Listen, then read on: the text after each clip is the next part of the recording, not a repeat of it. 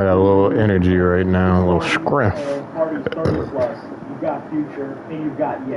And there's Drake too. I don't think Drake is as much though, but that's who academics felt that he was talking about, taking shots at Drake, which I don't think is the case. I really don't think Drake is at top of mind and that Jay-Z's going to throw subs at him in this manner. Unless he's throwing subs at Drake and Ye, but these guys, the reason why I say their music does not contradict what Jay-Z is saying is because it's authentic to them. Drake is still living life what a 18 to 25-year-old guy can relate to. He's meeting up with chicks, he's out there partying, he's out there in the mix. Yeah, he's got a kid, he kicks it with him here and there. But that's all there. Future's still getting messy.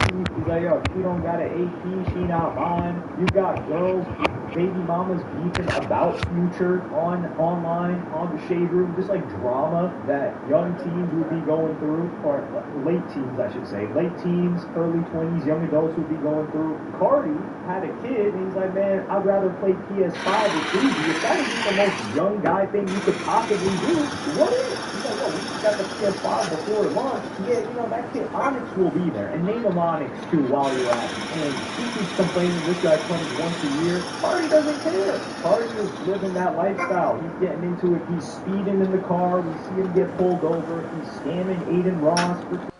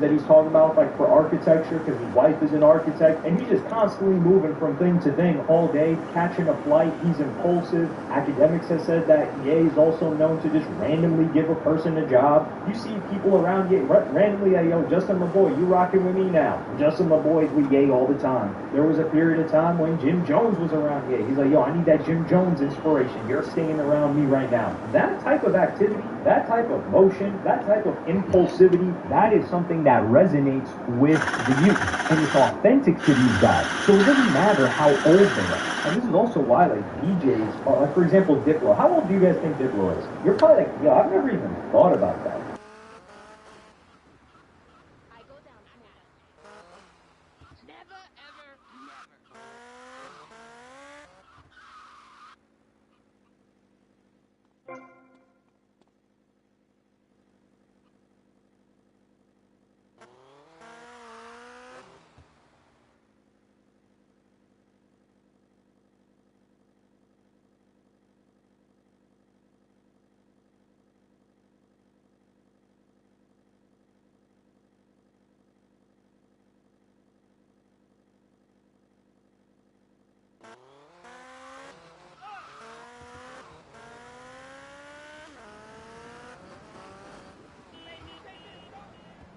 It doesn't hit the same. Or like a street rapper. Yo, like and subscribe, you guys. It doesn't hit the same. And that's what Jay is talking about. But authenticity does it a lot. And for Jay, I think just mentally for him, he's like, yo, listen, I'm at the age where I can't be rapping about that. And he's giving a nod to people who are rapping like that. And I also think that he's telling rappers that left that behind them, he's like, yo, you don't gotta try to be like a Drake or be like a Ye, where these guys are still living that young lifestyle and young energy, which there's nothing wrong with these guys doing that. It's just a different path, but that's not the only way to to succeed. And that's the way that I interpret it. Maybe I'm being a bit charitable towards Jay-Z here, but I don't think that he's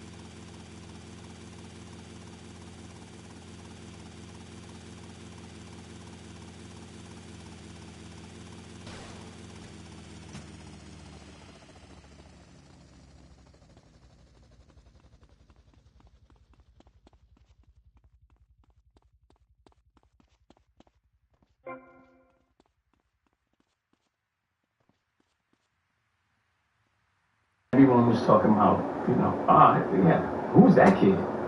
And so Kane was like, I want to work with you. And I made a demo with Kane. And it was the first time I was like, oh, I can make songs. And that was in I played for my uncle. He's like, man, get that shit out of here, man. I was like, I'm gonna be better than LL Cool J. It's like, get the fuck out of here. But my uncle was like, he was protecting me in that moment, the way he could. YouTube Premium is ad-free YouTube and ad-free videos on the YouTube Kids app, so kids can bounce the kids out without missing a beat. YouTube Premium, it's way more than ad-free. Try 1 month on us. Because I was dreaming too big for him. He was like, let me let you down. It don't happen like that in life. After, 96, all the material that's on Reasonable Doubt was pretty much already, in my head. The thing about that album is the freedom in it. And how naive I was. I didn't know anything about the music business. I wasn't trying to make the greatest song or, the streets was watching. The third verse is 68 bars.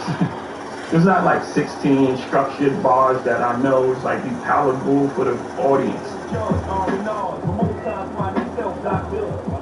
What I was thinking during Reasonable Doubt was when my guys hear this, it's gonna be their mind's gonna be blown because we just left Vegas and this tells the story of our whole trip. They're gonna go crazy. This story that we just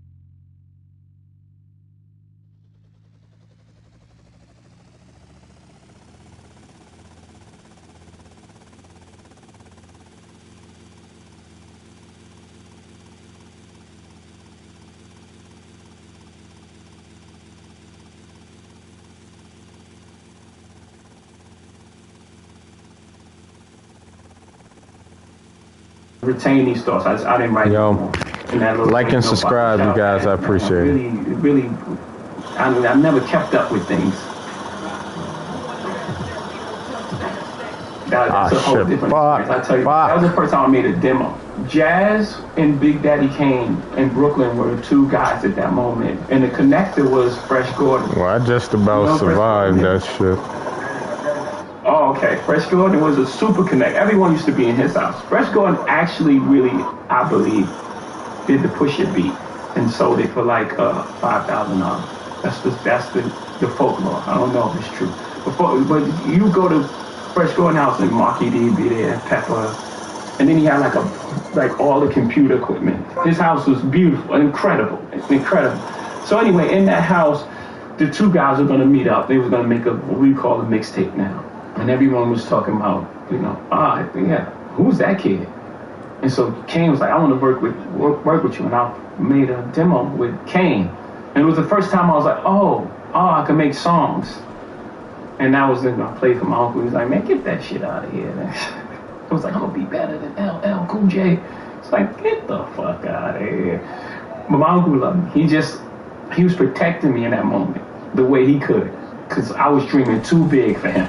He was like, let me let you down. It don't happen like that in life. After 96, all the material that's on Reasonable Doubt was pretty much already like in my head. The thing about that album is the freedom in it and how naive I was. I didn't know anything about the music business. I wasn't trying to make the greatest song or, the Streets is watching. The third verse is like 68 bars. It's not like 16 structured bars that I know is like be palatable for the audience. What I was thinking during Reasonable Doubt was when my guys hear this, it's gonna be like their minds gonna be blown because we just left Vegas and this tells the story of our whole trip. They're gonna go crazy. This story that we just completed and now we're back home, they're hearing on wax.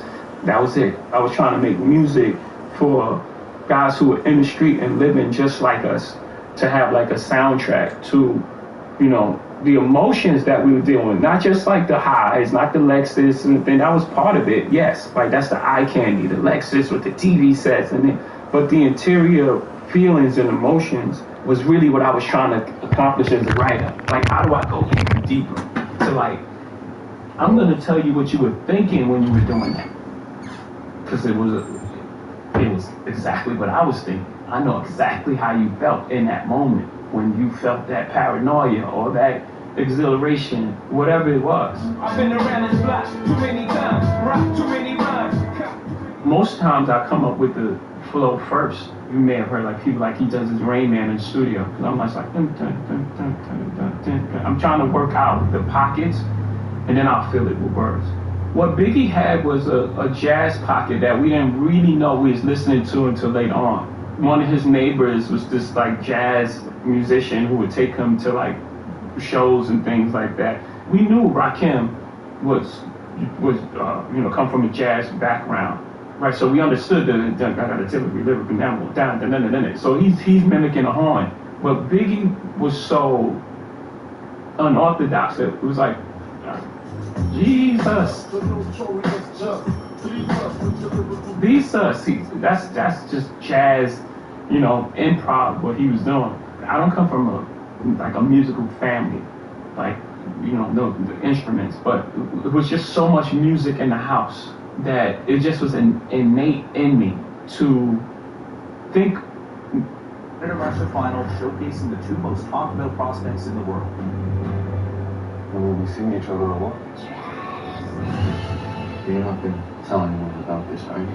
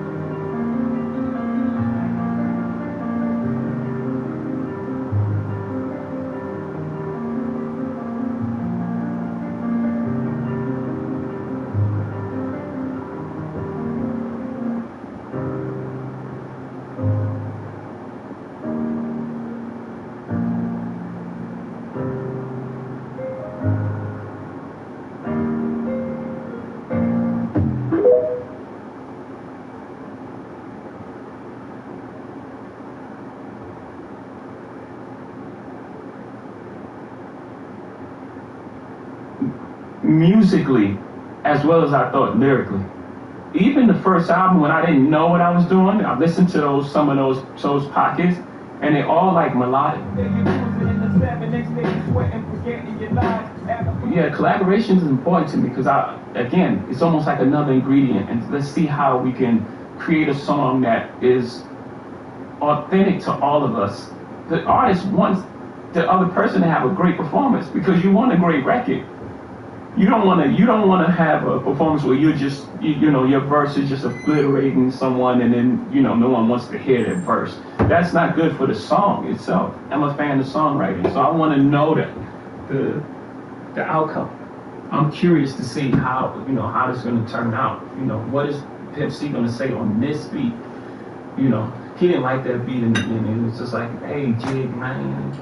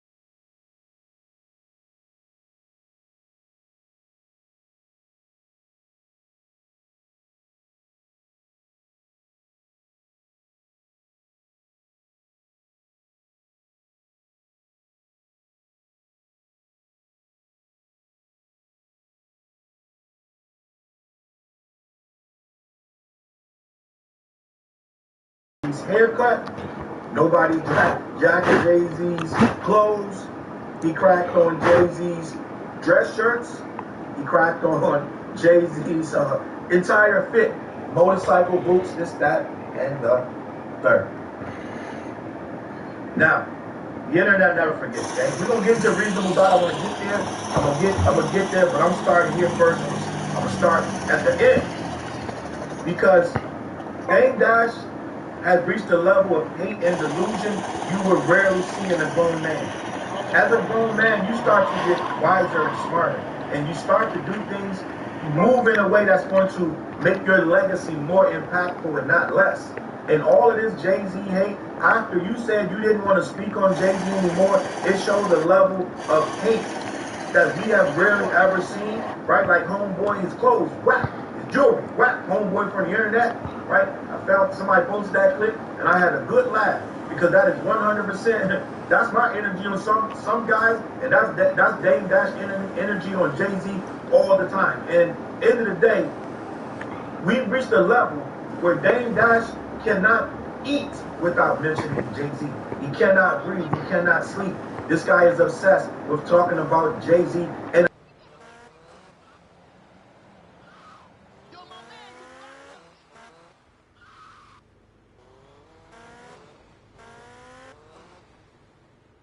some say there is such. Do you hear me? I will destroy the future.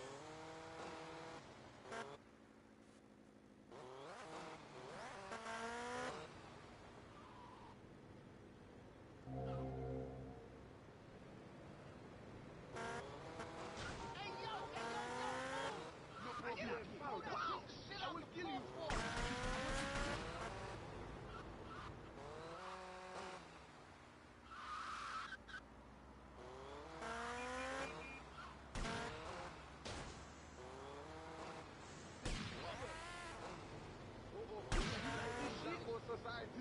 What do you think this is? I city approach. You are. I want to hear you scream, son of a I will hear you scream.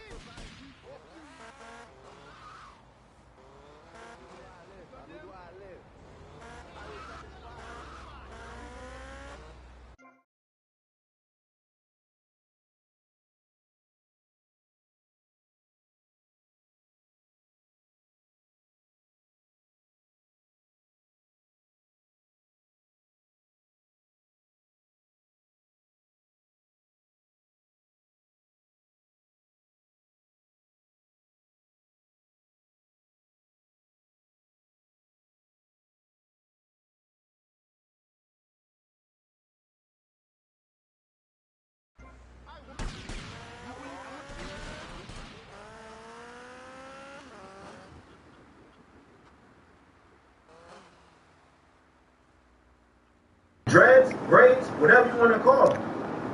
So I don't know who's not rocking those dreadlocks and braids and that and the third. But let Dame Dash.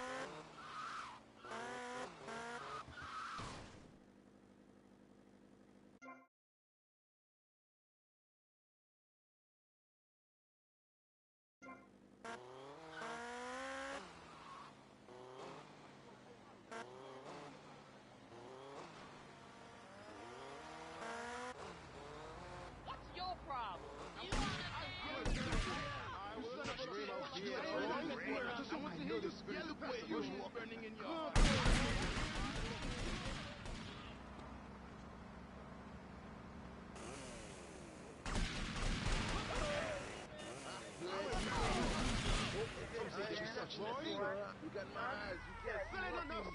Sans pitié.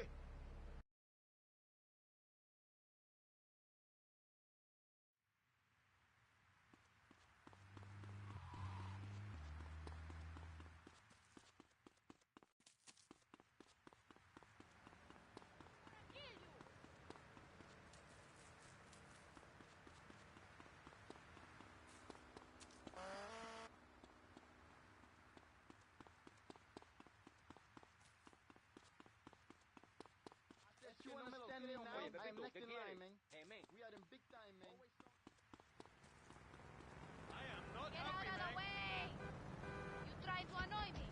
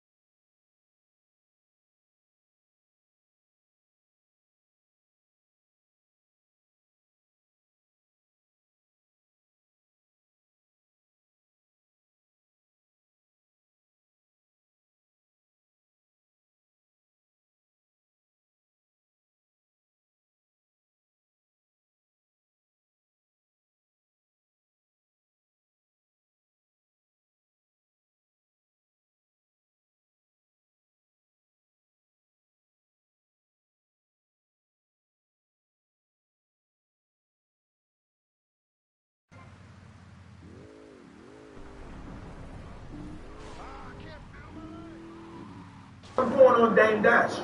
Okay? So, end of the day, Dash is sitting there trying to tell you Jay-Z has no style, no class.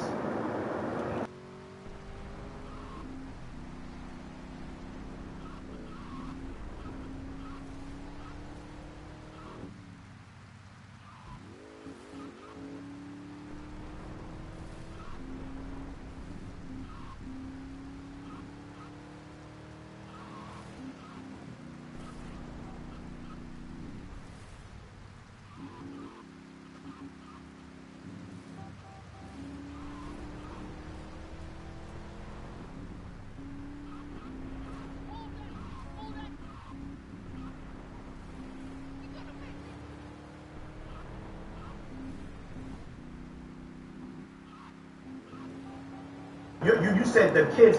That's why your record label, nothing ever works for you. You're still catering to kids. Didn't James do a whole video interview about old ass niggas catering to kids? And here you are trying to value this man's work based on if kids like him. This is not Nickelodeon, my G. Grown men not worrying about what kids think. Then you just said he's not relevant in music. He ain't making music. Let me. Somebody correct me if I'm wrong, right? Correct me if I'm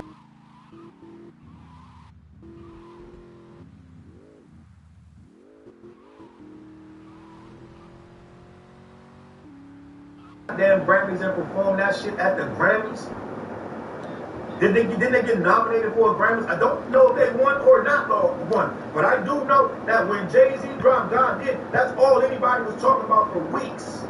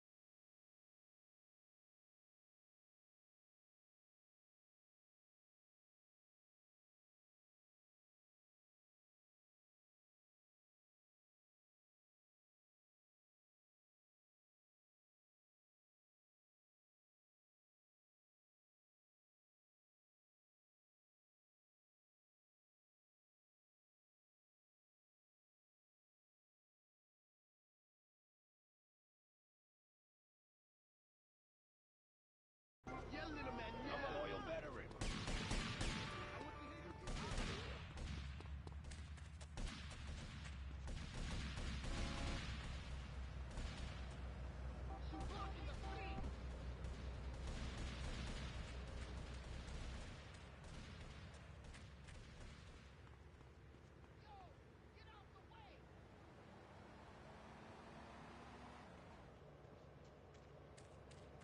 No me trabes, I'll run you over.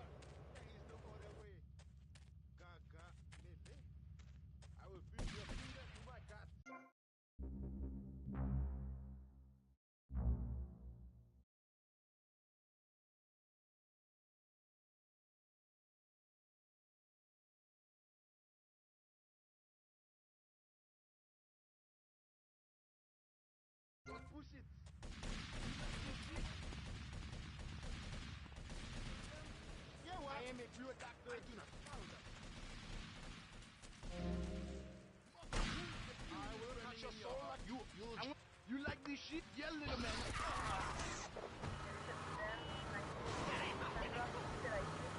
Doubt Dame Dash said no, not giving you shit. Jay-Z said, well, okay, then we could play. Then let's play chess.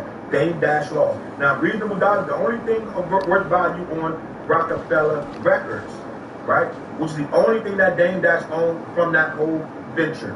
All of that shit is gone except for that. Now, Dame Dash owes a lot of money in taxes, child support, and lawsuits that he's lost to people that he's wronged in business. So he owes millions. So he tried to sell his third. First, he tried to sell. I've been covering this shit for years. He tried to sell the 1/3 of his Rockefeller Records ownership in NFTs.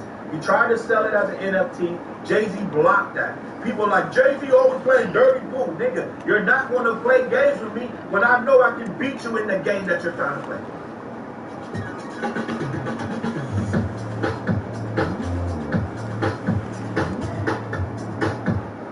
Nigga, you're not going to play games with me when I know I can beat you in the game that you're trying to play. Right? Dame Dash used to have a lot of people following him, and they used to believe the nonsense he said. And slowly but surely, they started to realize that Dame Dash is dumb, and they realized that Dame Dash ruins every business relationship he gets. Right? Now, I wish somebody could tell me in the comments. There was somebody that used to be Dame Dash barber, and him and Dame Dash went into business. This guy was the biggest Dame Dash. He was always cutting his hair. I think he was his barber, right? He was always cutting Dame Dash hair. These guys, at the height of Dame Dash's, he was a fucking folklore hero. At one point, he sit there in that barber chair, and always he was talking to the nigga cutting his hair.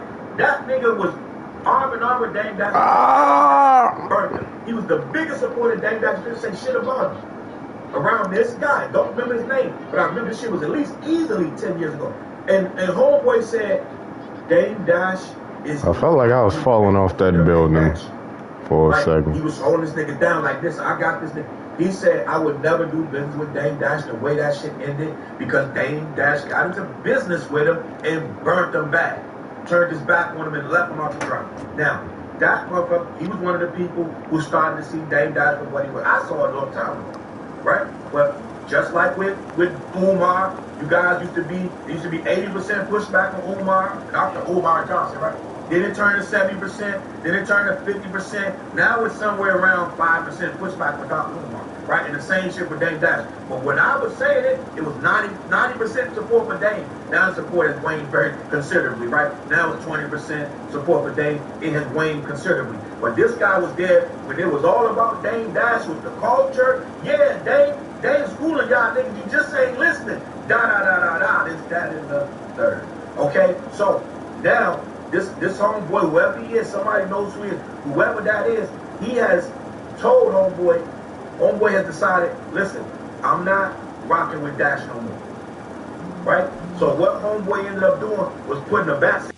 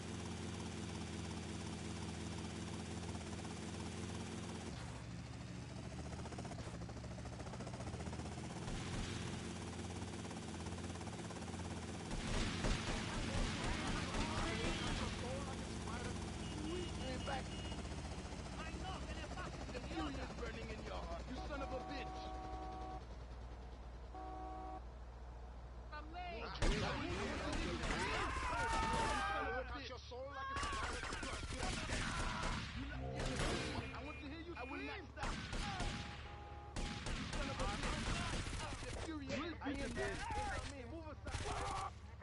You're in the middle of my way. I will destroy you. You bear with me. Do you have the powder? Allez, comme tu dis, everything that the spirit of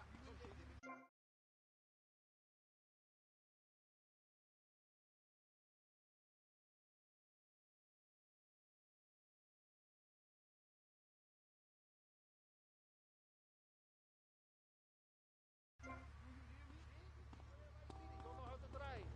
How many times you got to deal with this?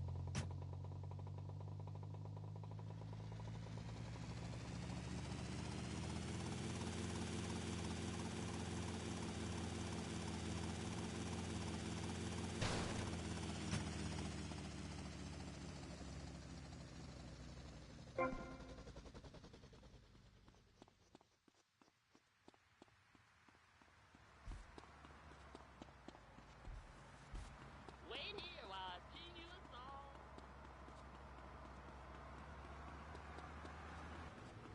You crazy messing with me? I don't know. So, hearing this always goes the wrong way, but rightfully so, because we knew you were sleeping in the same room. Michael has responded to this. There was an interview where Michael was like, look, I don't see anything wrong with me doing this. You know, I'm just sleeping in the same bed as this kid. That's not mine. It's weird. Basically, he was like, look, it's a beautiful thing that I was sleeping in the bed with him. Just listen. But is it really appropriate for a 44-year-old man to share a bedroom with a child who is not related to him at all? That's a beautiful thing. That's not a worrying thing.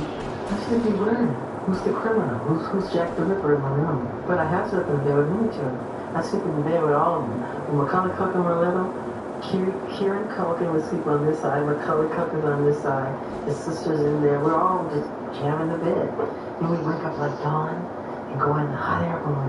The world needs a man who's 44 sleeping in the bed. You're making Well, tell me, help me. Because what's fun? And go in the hot air balloon.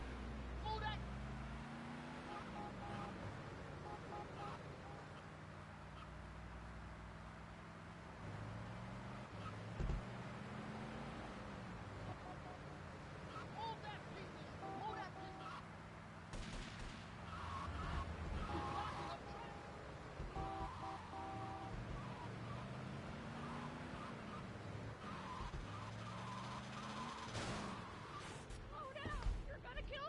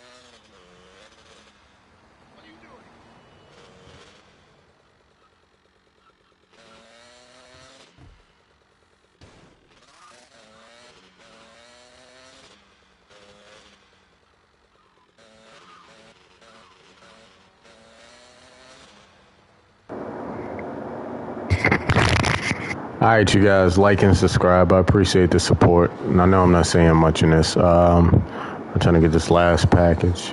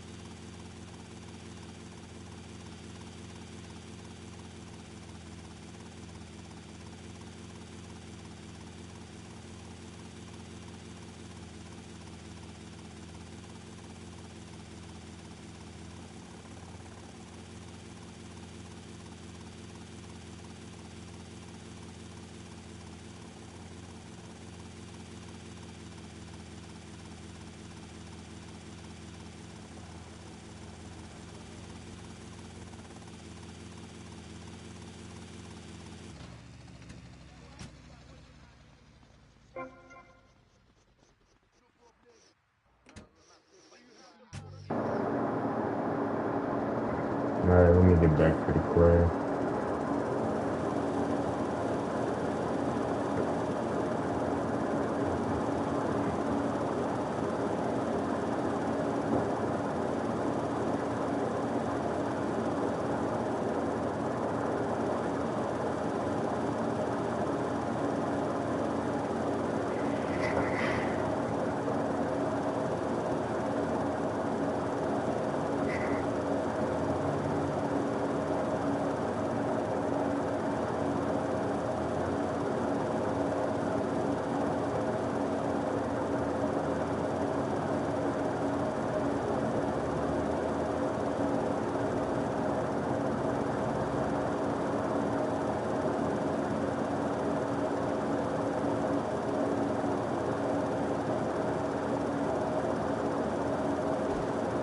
Alright, there's my weapons. There's my weapons. Shit. Why am I aiming? Hold on.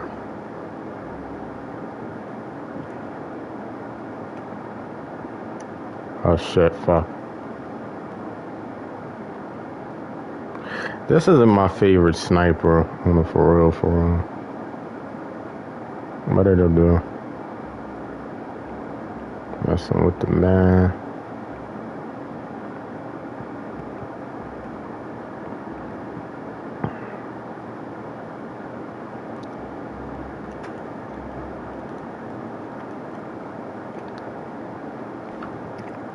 Alright, I'm in this shit. I'm probably gonna be back on sometime.